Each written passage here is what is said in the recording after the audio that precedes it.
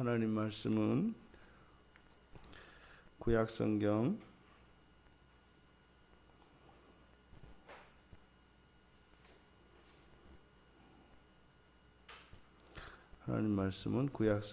레위기 13장 24절에서 28절까지입니다.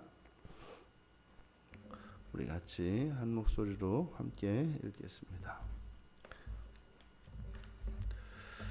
피부가 불에 데었는데 그 댄 곳에 불구스름하고 희거나 순전히 흰 색점이 생기면 제사장은 진찰할지니 그 색점의 털이 희고 그 자리가 피부보다 우묵하면 이는 화상에서 생긴 나병인즉 제사장이 그를 부정하다 할 것은 나병의 환부가 됨이니라. 그러나 제사장이 보기에 그 색점에 흰 털이 없으며 그 자리가 피부보다 얕지 아니하고 빛이 엷으면 그는 그를 이레 동안 가두어 둘 것이며 이레 만에 제사장이 그를 진찰할지니 만일 병이 크게 피부에 퍼졌으면 그가 그를 부정하다 할 것은 나병의 환부임이니라. 만일 색점이 여전하여 피부에 퍼지지 아니하고 빛이 엷으면 화상으로 부은 것이니 제사장이 그를 정하다 할 것은 이는 화상의 흔적임이니라. 아멘. 이제 불에 데인 경우에 이제 피부 속에 있는 그 속살에 불구스름하고 희거나 순전히 흰 색점이 생긴 경우에는 제사장에게 보여야 합니다. 그러니까 화기가 피부를 뚫고 그 속살에까지 미친 경우에 그 화기로 속살에 변화가 일어났다면 제사장에게 보여야 한다는 겁니다. 이 경우에 이제 부정의 기준이 되는 것은 색점의 털이 희고 또 그 자리가 우묵하게 패였으면 화상에 생긴 나병, 그러니까 독한 피부병이기 때문에 부정을 선언해야 합니다. 그러니까 색점이라고 하는 것은 그러니까 피부색이 정상이 아닌 경우를 말하고 또 그 정상이 아닌 그 색점이 있는 그곳에 난 털이 흰색이며 또 그 털이 나 있는 그곳이 우묵하게 되어 있으면 부정하다는 겁니다. 그러니까 털이 난 곳이 우묵한 것은 그 속에 고름이 생긴 것을 의미하죠. 그런데 부정을 유보하는 경우, 그러니까 아직 그 정결하다고 확신할 수 없는 경우, 이때는 그 색점에 색점이 생겼지만 거기에 흰털이 없고 또 패이지 않고 또 빛이 엷으면 이레 동안 가두어 두고 보아야 합니다. 그러니까 화기가 속살에 미치기는 했습니다만 그 변화가 그렇게 심하지 않은 경우이겠죠. 그리고 그 일주일의 격리 기간을 두고 나서 다시 진찰을 했을 때 그 이후 병이 크게 피부에 퍼졌으면 부정합니다. 이 부정의 중요한 이유 중에 하나가 바로 전염성이라고 했습니다. 하지만 그 이후에 색점이 여전하고 피부에 퍼지지 않고 빛이 엷으면 이것은 그냥 화상의 흉터, 화상의 딱지다. 그러니 그것은 정하다. 그럼 이렇게 피부가 불에 데인 경우 그것에 대한 부정선언과 또 정결선언, 이것이 이제 우리에게 어떻게 적용될 수 있을까? 앞에서 살펴보았던 이 종기라고 하는 것을 우리가 이제 화를 내는 것, 화에 빗대었습니다. 왜냐하면 그 안에서 이제 열기가, 그 혈기가 올라오는 것이기 때문에 올라와서 그것이 바깥으로 드러나는 것이기 때문에 종기를 화에 빗대었는데, 그렇다면 이제 피부가 불에 데인 것, 이것은 이제 화기가 외부에서 안으로 들어온 것이니까, 그러니까 상대방에게 화풀이를 당했을 때의 경우로 적용을 하면 좋을 것 같습니다. 그러니까 누군가에게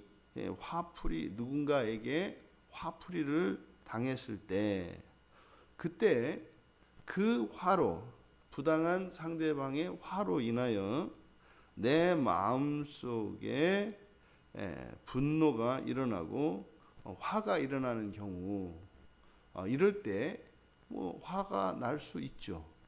그러니까 불에 데인 것처럼 속살의 변화가 있을 수 있습니다. 근데 이 부분도 점검해 보아야 한다는 겁니다. 그러니까 내가 누군가에게 화풀이를 당했을 때 내 안에서 화가 같이 일어날 때, 이럴 때 이제 우리들이 부정한 경우를 생각해 볼 수가 있겠는데, 그 첫 번째로는 심각하게 마음의 상처를 입는 겁니다. 그 마치 그 상처에 고름이 생기고 말이죠. 이렇게 색점이 생기고 뭐 거기에 털이 나고 뭐 이렇게 하는 것과 같겠죠. 그러니까 이렇게 심각하게 마음의 상처를 입고 마음이 패일 정도로 다른 사람의 화로 말이죠. 그랬을 때에는 분명히 내 안에 약점이 있다고 하는 의미입니다. 뭐 심지어 어떤 사회학자는 현대 사회를 화내는 사회다 이렇게 이야기를 하거든요. 이 화내는 시대에 화내는 시대에 이런 경우에 속한 사람들, 다시 말해서 누군가가 화를 내었을 때 그것 때문에 같이 화가 나는 사람들, 이런 사람들은 죄의 공격에 취약하게 노출되어 있는 것입니다. 근데 이것이 요즘 젊은 세대들의 특징입니다. 그러니까 다른 사람이 자신에게 화는 고사하고 이렇게 틀린 것을 지적해 주었을 때도 화를 내는 시대가 되었습니다. 그러니까 부모님들은 물론이고, 뭐 선생님들도 물론이고, 목사님도 물론이고, 친구도 물론이고. 그러니까 지금은 사실은요, 누군가에게 가르쳐 주는 일이 쉽지 않은 시대입니다. 왜냐하면 그 틀린 것을 지적을 하면 화내는 것으로 인식을 해서 화로 반응하기 때문입니다. 근데 이런 것이 단순한 시대의 문제이거나 어떤 성격 교육의 문제가 아니라 부정하다, 죄의 문제다라는 것입니다. 그런데 이렇게 마음의 상처를 입긴 입었다 할지라도 다른 사람의 화풀이에 상처는 받지 않을지라도 이렇게 다른 사람의 화풀이를 당했을 때 그로 인해서 다른 누군가에게 화를 낸다면 이것이 피전염성을 갖고 있기 때문에 부정합니다. 우리가 바로 부정하다고 하는 것은 화내는 사람에게 마주하여 화를 내는 것. 그래서 그 자리에서 부정하다, 마음이 취약하다라고 하는 것을 우리가 알 수 있는데, 그 자리에서 즉시 화로 대응하지 않는다 할지라도 이제 시간을 두고 다른 데 와서 뭐 이제 화풀이를 하는 그런 경우인 거죠. 이런 경우도 그 즉각적으로 화로 대응하지 않는다 할지라도 그 피전염성을 갖고 있는 거니까 그것도 부정하다라고 우리가 할 수 있겠습니다. 실제로 당연히 누군가가 화를 낸다면 뭐 그 원인을 제공합니다만 사실은 그 제공한 원인에 비해서 과한 반응이 화지요. 원칙적으로 무엇이 잘못되었으면 그것이 조목조목 조리 있게 이건 이렇고 선후가 이러하니 이것이 잘못되었다 이렇게 지적을 받으면 되는데, 그렇게 지적받는 게 아니라 거기에 이제 감정이 섞여서 비난을 받거나 저주를 받는, 이게 이제 화를 받는 경우이지 않습니까? 뭐 그런 화풀이를 당했을 때 우리가 화를 올리지 않는 거 쉽지 않습니다. 또 실제로 그것 때문에 영향을 받아서 이렇게 꼭 참다가 상대적으로 좀 만만한 대상에게 퍼붓는, 이게 이제 집에서는 이제 만만한 게 애들이죠. 아버지한테 한번, 남편한테 한번 폭탄을 탁 맞고 나면은 거기서 뭐 출근하는 남편에게 어떻게 할 수는 없고, 그걸 꼭 품고 있다가 자꾸 하는데 이제 막내가 이제 마지막에 가서 또 이제 땡깡을 부리면 이제 거기다가 뭐 첫째, 둘째는 그래도 좀 웬만큼 세서 또 함부로 할 수 없는 그게 있는데, 되게 막내들은 또 엄마 마음을 잘 이해하잖아요. 그러니까 이제 막내한테 되게 이제 이게 쏟아지는 거죠. 그것도 부정하다. 부정하다.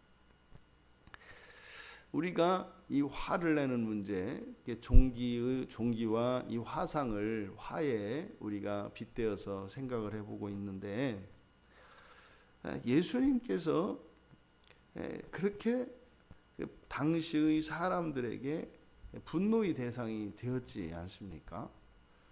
너무나 많은 사람들이 이유 없이 예수님께 화를 내고 그렇게 예수님께 화를 퍼부었습니다. 심지어는 저주까지도 당하셨죠.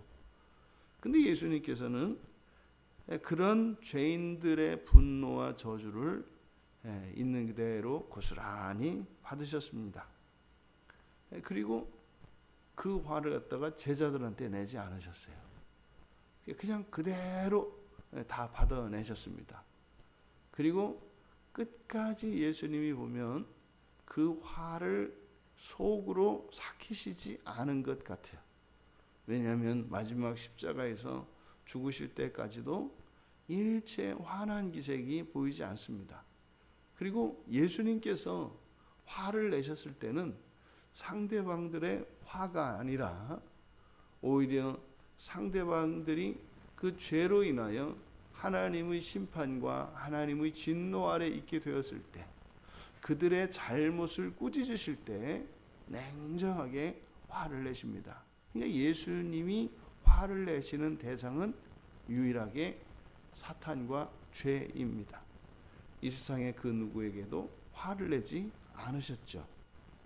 물론 우리가 예수님과 같이 이렇게 할 수는 없습니다. 그건 분명한 사실입니다. 하지만 그리스도께서 행하신 이 모든 일들은 우리들의 모본으로 주어진 것이기 때문에 우리도 반드시 그렇게 될 것이라고 하는 그 소망을 우리가 붙들고 있어야 합니다.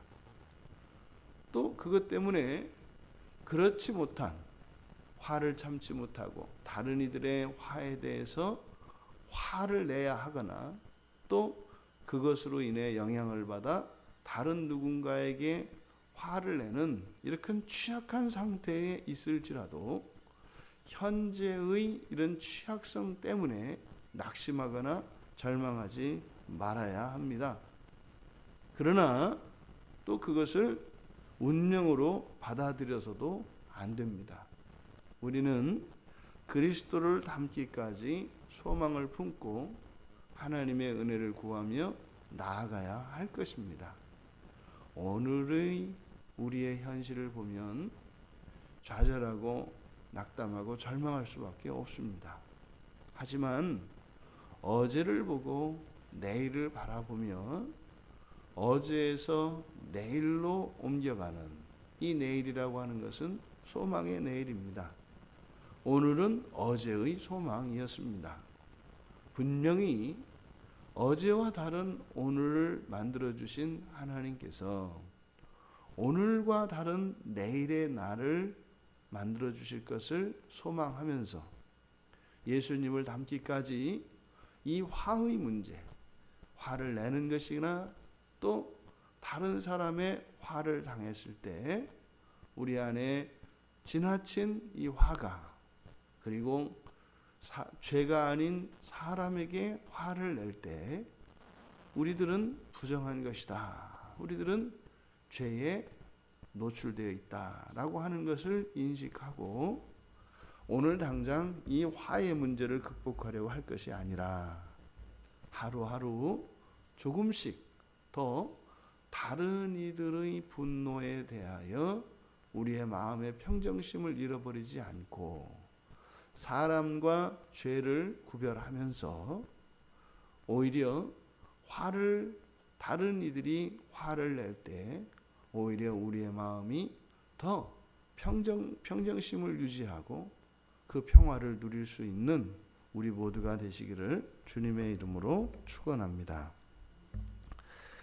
존귀하신 하나님, 화상에 대한 부정과 정결 선언에 대하여 저희들이 일상에서 경험하는 화풀이에 대하여 생각해 보았습니다.